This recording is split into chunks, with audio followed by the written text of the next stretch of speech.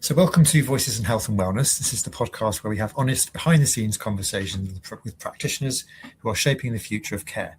Today's guest is Dr Niko Tejada, a physical therapist and founder of Kinetic Rehabilitation. Niko represents a new generation of clinicians, deeply clinical, deeply curious, and not content to simply inherit the system as it is. He's focused on movement, performance, and recovery, but also on how technology and innovation can genuinely improve outcomes rather than just add noise. So with that, I'd like to welcome you to the show, Niko, and thank you very much for joining us today. Thank you, Andrew. It's a pleasure to be here, and I appreciate the opportunity. And hope this chat can be helpful to anyone listening. And let's get started. Let's get started. So perhaps we could start at the top. Can you tell us what originally pulled you into physical therapy, and tell us a little bit about your journey as to how you've ended up doing what you currently do?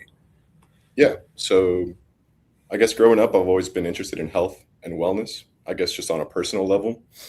Grew up as a soccer player and just interested in fitness and working out and eating well and all that stuff. Going through high school, loved the sciences, and it was just something I was naturally good at.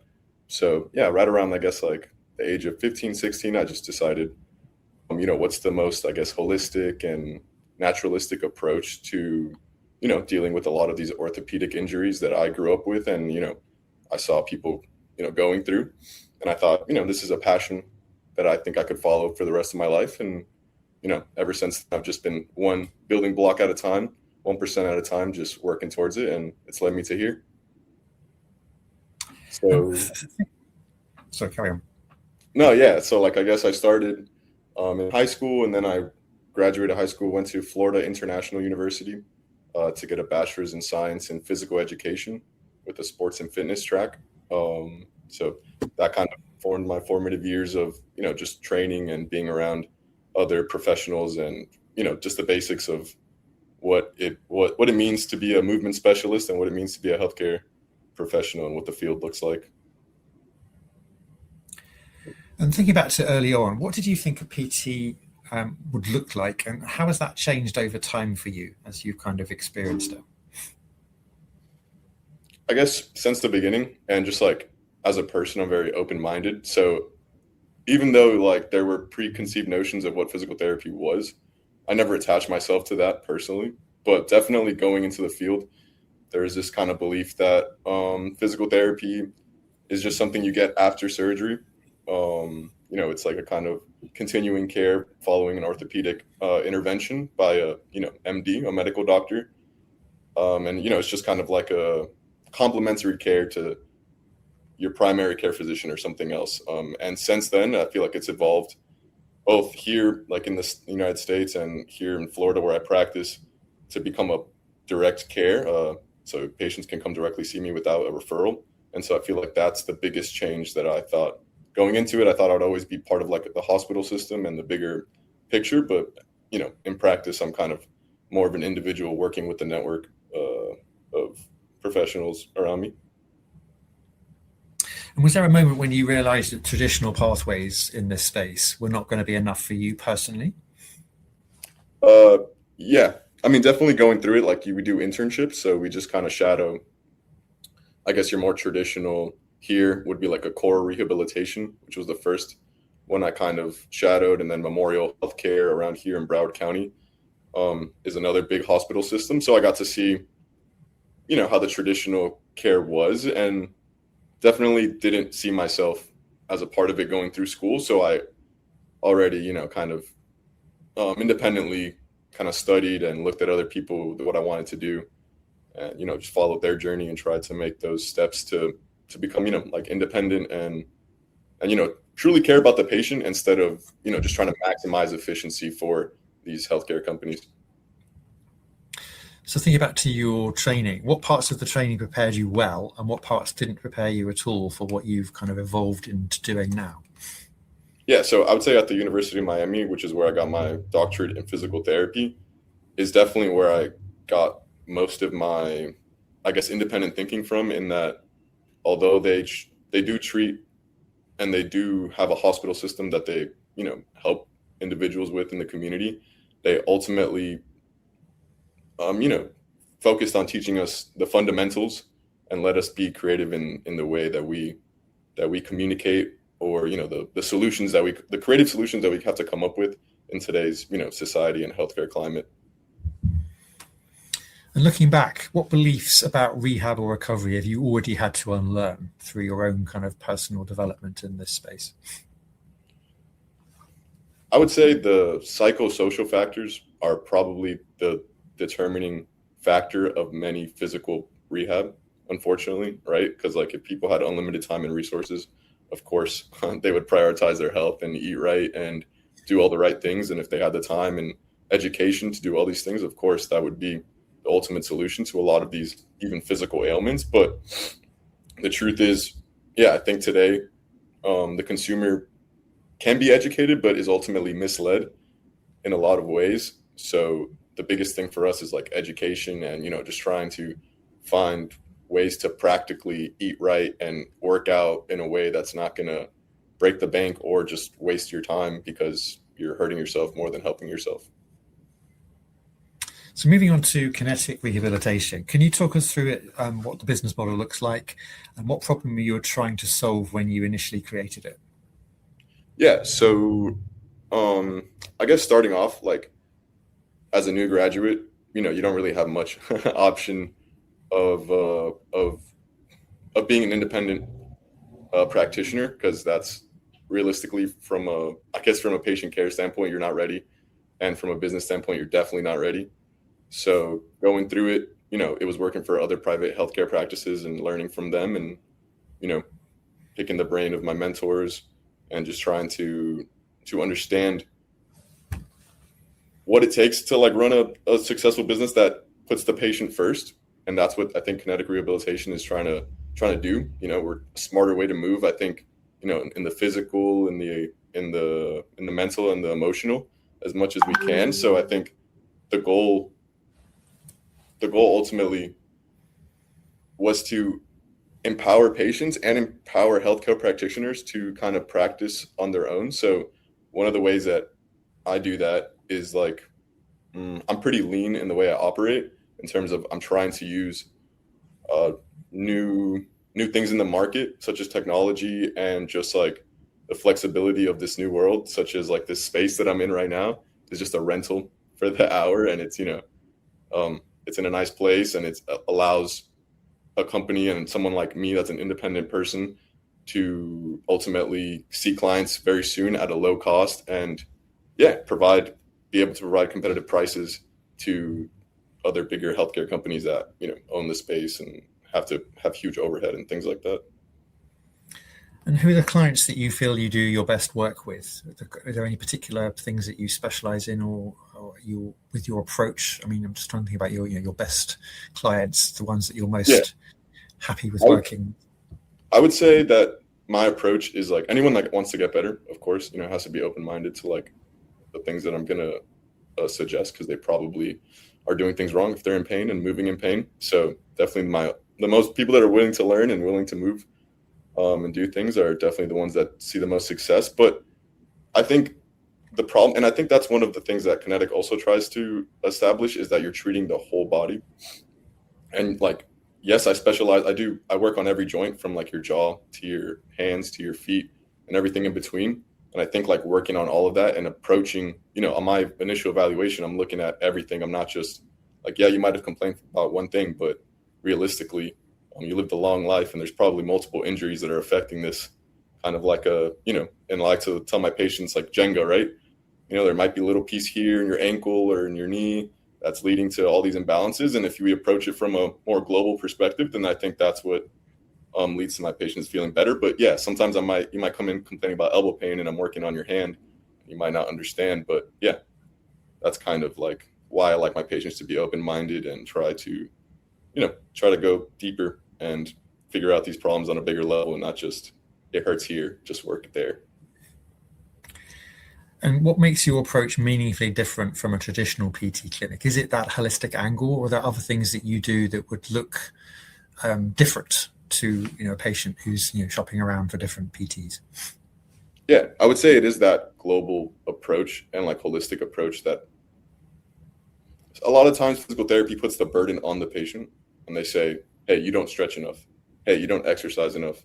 Hey, you don't do these things enough. And like, it's almost like you're you're just beating someone down instead of like inspiring them. And I would say like that's where my expertise and skill comes in, is I meet you where you're at, right? If you're a professional athlete, okay, I'm going to meet you where you're at and try to overcome that goal. And that's my movement as a movement specialist, what I've been trained at. But at the same time, I've also been trained at helping the person just learning how to get up or roll in bed, right? And I will approach that situation with the patience and respect it deserves. And I feel like it shines through in my bedside manner, and people actually feel like, they're being helped instead of just being judged for their weaknesses, right? Because ultimately that is my job. I have to point out your physical weaknesses, and I feel like you can relate to that, right? You're always talking about people and how could they be better and how they're messing up and how whatever. It can get like a beat down, and that's why people sometimes don't want to see us, because they just feel like they're just being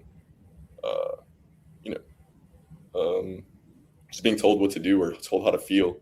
And ultimately I don't do that. I give the space to the patient to tell me how they feel and why they're feeling it. And a lot of times it is not just physical, but psychosocial that comes out, and then we can approach it, right? Once you gain the trust of a patient, and I feel like this goes for any healthcare professional, if you gain the trust of the patient, now we're on the same page. Now we can work towards the goal, and we're not trying to pull away from each other, but working together towards a goal. And I think that's what leads to patient goals being met and outcomes being met, and people feeling better and feeling like they're respected, and we do our job. Thank you. Do you think your mindset as an entrepreneur developed before or after you became a clinician? I want to come to the kind of innovation stuff in a minute, and I'm just curious about the entrepreneur piece. I would say my dad is like my inspiration from the entrepreneur side, because my mom worked in healthcare, so she was a orthopedic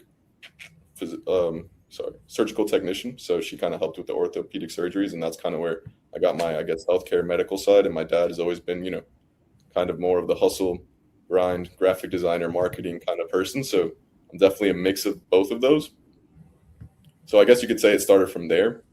And I've just always followed it and always listened to the advice given to me by my parents and any other mentors going through life. Like, I just definitely think that in today's society, just being an employee for a healthcare company is just not where my heart lies, and never was to begin with. But obviously entrepreneurship was always the route. It's just I never knew it would get it would keep going this far, especially with all this new technology. It's crazy. So how do you decide when to innovate versus just sticking to the fundamentals of your core training? I would say I actually follow the fundamentals to a T, that it looks unorthodox. I would say, because of the healthcare the time constraints, the resource constraints, the fact that patients have to jump around from physical therapist to physical therapist leads you to not be able to practice to your fullest degree. And so when you take physical therapy to the fullest degree and you're meeting with patients every week, 2 times a week, 3 times a week, about their personal life, all this stuff, and you're practicing physical therapy to the way it was taught in school, yeah, it looks unorthodox to to what is being practiced 99% of clinics out there. So I am following it to a T, right? If you go through the physical therapy lessons, it says work on every single joint from arm to neck and establish both sides strength. But yeah, that's just one bullet point on a slide that realistically your teacher is just going to skip over, because it's not practical to 90% of you that are just going to go work at as an employee for a healthcare company, and the patient's going to be bounced around, and you're not going to be able to do that because, just the constraints of what the healthcare system has right now. Thank you. So you mentioned technology and new techniques. So what's kind of hot at the moment, and also how do you avoid innovation becoming a distraction? That's a good question, because definitely in the physical therapy field, you hear a bunch of things like dry needling, red light therapy, hot, cold, a bunch of different modalities. Shock wave is like the newest and greatest thing. Laser, we can go on and on and on. Cupping. And to cut through the noise I think goes back to those, you want to be working on the movement impairment or joint impairment system that is going wrong. You should not be looking at all these modalities that reduce pain to be the solution to your problem. And in that case, then you are just doing symptom management. And it goes back to I guess the opioid crisis, those those techniques of physical therapy and the opioid crisis was kind of at the same time, in that, we were just treating the symptoms. And that's great. I mean, obviously, when something comes to me and they just had an injury or ankle sprain a day ago, yeah, I'll use those modalities and, whichever ones that I can afford realistically, right? Like, that's what I'm going to do. And that's why some of these bigger healthcare companies, appeal to the consumer, because they promise that, hey, I'm going to relieve pain with all this stuff.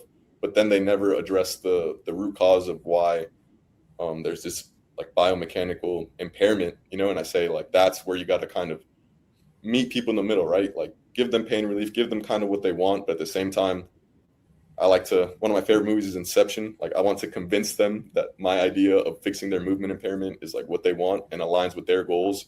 So I feel like that's the magical skill of us, trying to convince people, what we want is what they want, and align that. And that's what cuts through all the BS. And I think that's, where we got to kind of meet people, but it's kind of hard to do when people have their guard up, especially when, the healthcare system has burned them before. Thank you. I'm smiling because it's one of my favorite films of all time, but I'm sure you don't work in covert ways, like trying to implant ideas into people's brains. No, I don't. Great. So where do clients struggle most before they ever walk through your door? Where do the clients suffer? What do they struggle most with? Think about your kind of patient population as you think of them now. Where are their biggest struggles? It's the fear avoidance behavior. It's when they've had surgeries in the past, when they have these like conceived notions of motion, or they can't run, right? Like, my doctor told me I can't run. My doctor told me I can't squat. My doctor told me I can't. And like, now everything becomes like, I can't do these things. And it's like, yes, like, how much, of course, is like, life should not be super painful doing a squat or running or doing these things. But ultimately, like, you do have to live life and be a little bit uncomfortable. And sometimes, like, we have these realistic expectations of what progress really is, right? Because I feel like what I meet people is sometimes, especially like busy professionals or people who are athletes, whatever, at a point in life when you were focused on a goal, you kind of turn off the sensors of your brain of like physical impairments. If your family can't eat or something and you have to go work triple shift or something, then you're not worried about your knee pain. And then eventually one day, hopefully in your life, like, you have time to worry about your physical ailments, and now it seems like a mountain and you want to just fix it. So you want either surgery or you want this injection, you want to go to physical therapy first time and just like be done with it. But in reality, this has been a problem that's been brewing in the background. But of course, your brain is a supercomputer that can just numb parts of it and heighten other parts when you needs to survive. But now that you're not in that survival mode, right? Now that you're in that parasympathetic mode, now it's kind of like you beat yourself up because, wow, I should have been doing this 5 years ago. I should have been doing this 6 months ago. And I'm like, no, let's just start where we're at and like take it from there. But that's like the hardest challenge. The hardest challenge is like saying, hey, this is where you're really at. Look in the mirror, be like, hey, I'm okay with where I'm at. And then the next step is this. And my goal is going to come here, but it's not going to come tomorrow because I have to be realistic and make the small adjustments that are actually going to get me to where I want to be. Thank you.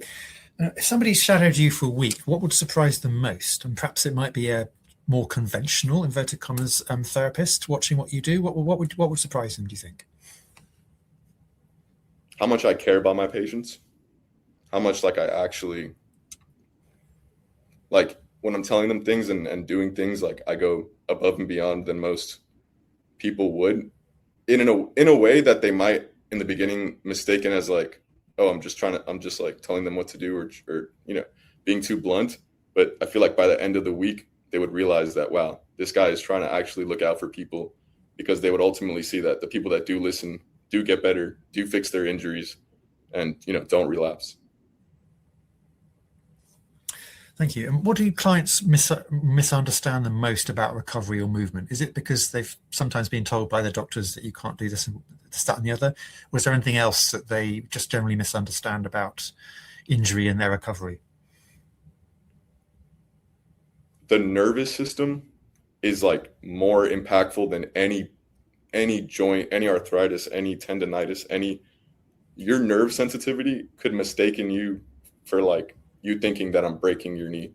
If your elbow is not straightened in 10 years, let's say, if I try to straighten it, you're going to think it's going to break, but there is no structural damage. It's just that nerve and that sensitization in your brain is such on a low threshold that people mistaken it like that's what they run away from, and that's how they compensate.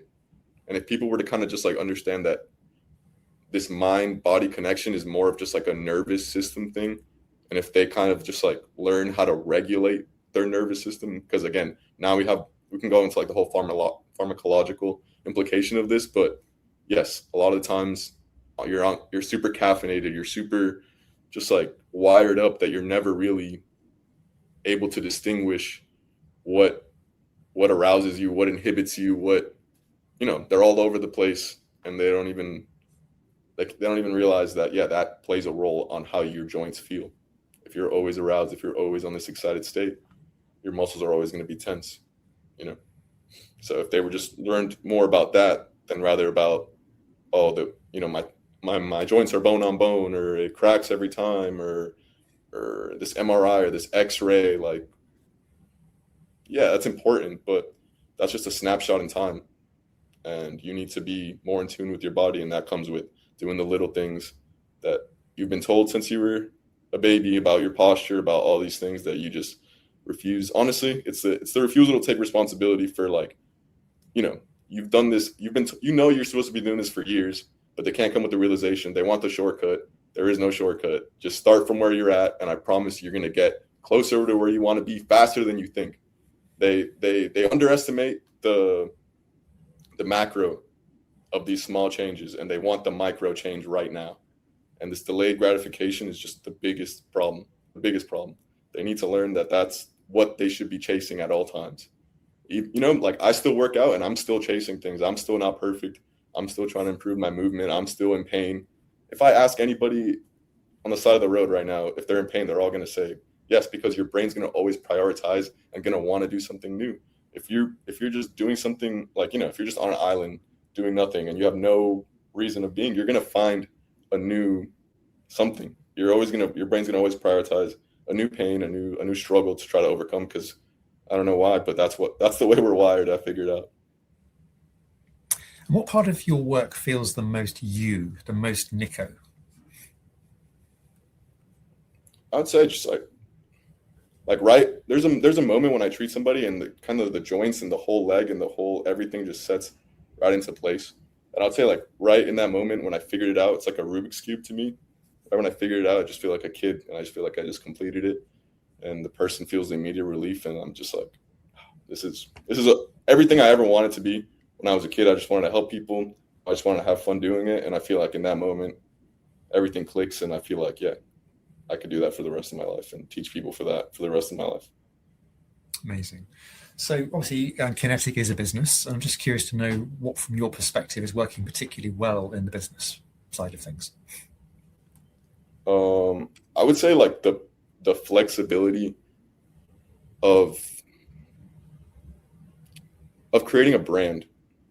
I would say most physical therapy businesses, when they start, just look at, like, patient volume, their margins on how much they're making, and, like, their location, or, like, the real estate aspect of just, like, owning a practice, and I guess, like, getting a mortgage and doing all that stuff, and hiring employees. But I would say, like, I'm doing, like, the complete opposite, in that I'm trying to broaden my reach as much as I can. I'm trying not to own and have anything to tie me down, or employees to tie me down, because I think ultimately, like, in this new age of healthcare, I guess like the real money is in information and brand, like, recognition, in that, like, people need to be educated by the right people. Like, I feel like we as healthcare professionals, we get into this field because we want to help people, and we want to help the person that's right in front of us that we can see and relate with, right? But in reality, like, as people who need our help are being reached by people who are not healthcare professionals, like fitness influencers, especially I'm just talking about the physical therapy field, but this could apply to all the fields where they're just getting, unfiltered knowledge about, like, science from non-scientists that don't know the literature, and are just saying whatever is like hot, and people are getting hurt because of it. And it's our responsibility, it's my responsibility to ultimately educate the people and get them to trusted people, trusted other physical therapists. Like I want to, there should be a more of a, I guess like the court of public opinion should side with us and not be like so into like the popular view. I mean, you have like celebrities recommending what to eat and what nutrition and the diets and the what to put on their face and what to rub on their skin. Like what are we doing? There should be like super famous dermatologists, that are the ones that represent all these things for the skincare. There should be, people that are fitness professionals should be vetted. There should be, somehow we need to regain the space. And I feel like we're too involved in the micro to see the macro changes that are occurring right now. And I feel like once we focus on that and we can establish that and we control the narrative, if we can control the narrative, then we can control the flow of attention and ultimately where people go and where they trust to go. Because right now it is these institutions like that just have the people's attention and garner their trust right now. But we have to take that for ourselves and take it from them, because no one else is going to do it for us. You mentioned brand there, which is obviously massive. Could you tell us a little bit about what your brand is, what it stands for, and the messaging behind it? Because I'm really interested in this. Yeah, so Kinetic it's kinetic, like kinetic energy. So movement energy. I'm a big believer in action, in that, like, there is no, thought is great, and, philosophy is one of my favorite subjects, but without action, there's nothing. So kinetic energy, but it's IQ. And that's the logo, and that's IQ is for smarter way to move. So same thing, like, in how I teach my patients is the smarter way to move. And it's the most efficient, I guess the shortest cut that I know to moving better, as well as, like I previously mentioned about the business structure and how we as healthcare professionals should move. It should be smarter. It should be with greater goals in mind, and should be not so limited to a location or a group of people. Like, we need to stand for these ideas and these morals and these things that we believe and we know is true and will help people, but they're being influenced in the wrong way, and it's leading to mass injuries and problems down the road that we're going to have to deal with, again, us, because ultimately we're going to have to be the ones that burden carry the burden of all these things that are going on, the mass steroid use in like young people. Like, I already know in 20, 30 years, people's bones and muscles and ligaments and tendons are going to be ruined. And, I could do something right now to educate them instead of just building businesses to profit from them later. Like, I don't want to do that. I can't. And what's been more difficult in establishing the business, the brand? Is there anything that it's been harder than you expected, or are there any sort of challenges, bottlenecks, or obstacles that you're currently working through or have had to overcome in the work you do? Yeah, I would say but they're just hurdles that I kind of want to say no. I kind of want to say no in that, like, I've taken it all in stride and I've kind of always been ahead of the curve. I'm not going to lie. Like, I graduated undergraduate in 3 years. I immediately went into physical therapy. You can ask any of my classmates, like, they always knew I was going to do this. Like, it's kind of I've taken it into stride, and like, I don't let hurdles become hurdles. That's like, just an action I need to take, right? Like, I don't frame it like that in my head, if that makes sense. So there's things that I have to do, but I don't look at it like it's challenging. I just say, like, okay, this is just if I get a flat tire, I'm just gonna fix the flat tire, right? It's not a challenge. It's just a task. So if I gave you a magic wand and you could fix anything that you wanted to in the business, from what you're saying, you wouldn't need to use it. You'd save it for another day. I would save it for when I have a real problem. I would say, like, there's just time needs to do its thing, right? Like, some things you can't rush, like this. I can't tell you, hey, let's do the meeting yesterday. No, it has to happen today, and it's going to happen today. And when it comes and when the time comes for me, I'll be ready. That's how I feel. And speaking of time, if your demand suddenly surged overnight and you had a influx of new referrals, what would happen? Would anything break, or how would you kind of cope with that? No, I don't think it would break. I think I would find solutions. I mean, at that point, if it really was an influx, I would get help. I have a network of people. I don't think I'm alone in this. Definitely made connections. And realistically, more patience is not a problem really. Like, we'll definitely figure it out. If it's not just me, if it's other people. Again, I'm not in this for my own personal gain. I really do think, that people just need better care, and a lot of their problems would kind of go away in an easier way than what they're going through right now. So that's my life's mission, and I'm not really going to be pressed by the business side of it. Of course, like, will it affect my margins, I guess, or my profits or my revenue or things like that? Yeah, sure, but it's not going to affect me on my personal life mission that is always going to continue no matter what. So think about the future. Where would you like to see Kinetic in the next 6 to 12 months? What does success look like to you? Success looks like just helping more people. I mean, like, getting my brands to grow bigger is the goal right now. Definitely just reaching out to the community and finding people who are like-minded, like me, like you said, right? These patients might influx, and I need to have people around me that are ready to answer the call. As well as, just growing my reach and helping people figure out that they're not alone in this. If they want to find a space and a community where we actually care about figuring out the root cause to these movement problems that we've had, and we're willing to be holistic and open-minded about the way we approach it and try to find the truth. I think everybody can kind of get behind that, because I'm not going to ultimately say there is one way to move or there is one best way to do something. It's kind of that curiosity that's always going to fuel me, because I know that in 100 years, we're all going to be doing something different. So, it's just about continuing that scientific discovery and never stop trying to learn, never stop trying to connect with others. And I think just continuing to grow is going to be the goal. There's no moment, there's no event that's going to signal success for me. It's just going to be the more people I can help and the more people that are on my team. And do you see digital tools, educational group formats playing a role in the future for you or the sector? 100%. I mean, are we talking 1 year, 2 years, 3 years, 10 years? I think eventually we're going to be able to do PT through like VR.